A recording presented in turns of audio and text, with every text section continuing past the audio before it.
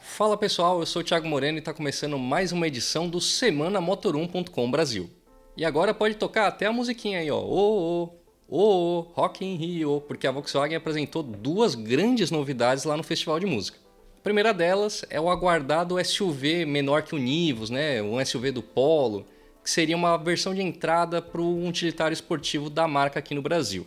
Isso para não dizer que vai ser um rival aí do Renault Kardian e do Fiat Pulse. A Volkswagen colocou lá um paredão de LED com o carro dentro escondido para não revelar todos os detalhes, mas mandou só uma fotinha aí mostrando mais ou menos como é que esse carro vai ser. A gente está apostando aí num carro que vai ter mais ou menos uns 4 metros de comprimento, mas não vai fugir muito do motor 1.0 turbo aí que tem no Polo, tem no Nivus e tem no T-Cross também. Provavelmente na versão 170 TSI, que é o que tem no Polo e não a que tem no T-Cross, que é a 200 TSI. Então a gente também espera aí câmbio manual de 5 marchas ou automático de 6. E esse carro aí vai ser muito importante para a Volkswagen, principalmente para competir com o Fiat Pulse e Renault Kardian nesse novo segmento de SUVs de entrada. Mas também aí falam de um sucessor espiritual do Gol, não é o caso. Tanto é que eles estão fazendo um joguinho aí para o próximo nome desse carro, né? Alguma coisa com 5 letras, vamos ver qual é que é. E também fica uma expectativa aí porque a Volkswagen vai entrar nesse segmento onde já está a Fiat e a Renault, só que a GM também está interessada nesse filãozinho do mercado. Teve alguns investimentos lá no sul e provavelmente vai vir mais um SUV do Onix. A outra novidade lá no Rock in Rio que a Volkswagen apresentou foi o Golf GTI, de volta ao Brasil. E por de volta ao Brasil enviaram um carro de avião para cá, ele está lá testando a receptividade do público, como sempre, não é um lançamento. A gente perguntou para a Volkswagen qual é que é, né? E daí, cadê? Vai chegar, não vai? E a Volkswagen respondeu o de sempre, que é: estamos estudando a viabilidade do mercado. Então, sei lá, quem sabe um dia chega. Esse é o Golf GTI aí da 8ª geração com facelift, né? O MK8,5, né? Então ele tem um motor 2.0 EA888, turbo a gasolina com 265 cavalos e 37,7 kgfm de torque. E com esse conjunto aí ele consegue acelerar de 0 a 100 na casa aí de 5,9 segundos.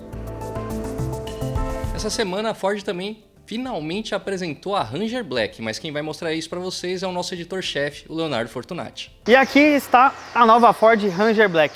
Para quem não lembra, era uma versão que tinha antes dessa geração, que volta mais ou menos com a mesma proposta da anterior. O que muda? A gente já vê uns detalhes que ela não tem cromado. A grade aqui tem um detalhe em cinza, os faróis em LED.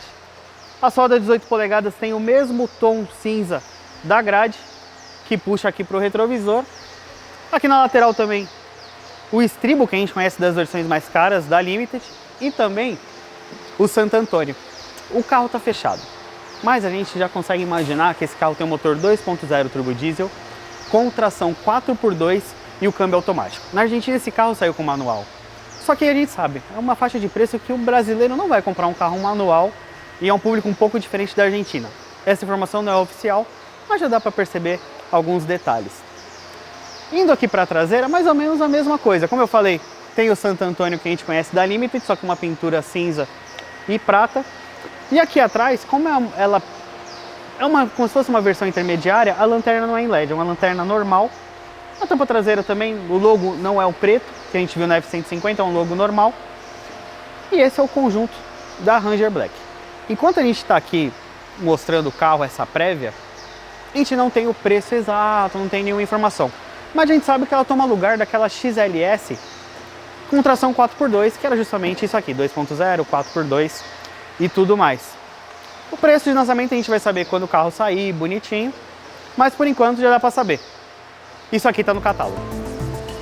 Se você não acompanha aí o Motor1.com podcast, tá perdendo, viu? A gente teve uma conversa muito boa com o CEO da HPE Automotores, é a responsável pela Mitsubishi e pela Suzuki aqui no mercado brasileiro. E o Mauro Correia, que é o executivo, falou o seguinte: 2025 vai ser um ano muito agitado para a Mitsubishi e para a Suzuki também. Lembram que eles anunciaram aí 4 bilhões de reais de investimento em Catalão, lá na fábrica de Goiás? Então, com certeza vai vir a nova L200 2025, a nova geração que a gente já viu lá fora. E quando é que vai vir? Provavelmente o começo do ano que vem. Só que isso não foi o único tema que o Mauro Correia discutiu com a gente no podcast. Ele também falou muito sobre Suzuki, falou sobre eletrificação, motores flex. Então eu recomendo vocês, depois desse vídeo, irem lá conferir o Motor1 Podcast dessa semana. Depois de 23 anos fabricando no Brasil, a Peugeot mudou a estratégia. Agora, com a nova geração de 2008, a Peugeot deixou de produzir carros no Brasil e toda a produção dos carros dela está concentrada ou na Argentina ou no Uruguai. Então agora a fábrica de Porto Real, lá no Rio de Janeiro, está concentrada aí em fazer o quê? Só os modelos da Citroën, incluindo o Cactus, o C3 Hatch, o C3 Aircross e, em breve, o Basalt. O que é uma pena, porque essa fábrica foi inaugurada lá em 2001 e começou fabricando o 206, que já é um marco aí para a montadora, um carro que marcou bastante época. E não foi o único, né? Teve o 206, teve a 206 SW, que a janelinha abria atrás, teve o 206 Passion, lembra disso? E, falando em lembrar, Peugeot Hogar, que era um 207 picape. Essa aí é rara de ver nas ruas. Parece até que a gente só tá falando de Volkswagen, mas é porque essa semana foi bem movimentada para a marca. Lá nos Estados Unidos eles apresentaram o novo Taos 2025. E aí aquela história de sempre, né? Uma nova dianteira, tá mais parecido com os modelos europeus, uma frente mais inteiriça, traseira aí com lanternas interligadas, porque né, aparentemente isso é uma moda. Eles também deram um tapinha no interior do carro com a central multimídia mais destacada e maior.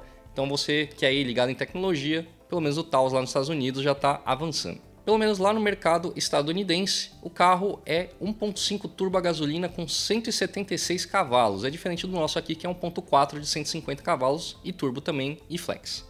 Aí vem essa questão, o carro lá dos Estados Unidos é fabricado no México, não é o mesmo que o nosso porque o nosso é fabricado na Argentina. E aparentemente esse projeto aí da reestilização do Taos na Argentina está um pouquinho atrasado porque a Argentina está meio que uma bagunça. Porém, a gente está aí cogitando, tá? Hipótese que o Taos 2025 vai estrear esse motor 1.5 turbo lá dos Estados Unidos, aqui para o Brasil também, e quiçá, talvez eletrificado de alguma maneira.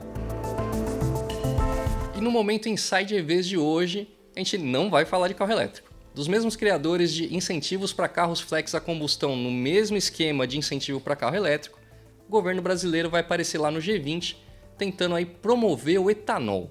Então o governo brasileiro está indo aí para a reunião do G20 para tentar uma padronização de biocombustíveis, né? Uma certificação como se fosse uma alternativa aí para descarbonização. E a Índia está indo junto apoiando o projeto.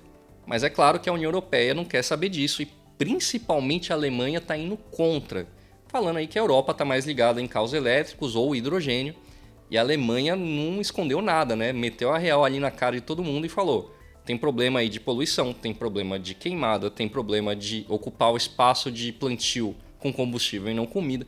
Colocou tudo isso para se opor à proposta do Brasil. E vamos lembrar, né, que o país aí tá meio que cheio de fumaça de queimada. Enfim, aqui no Brasil o preço varia muito, a oferta também não é constante.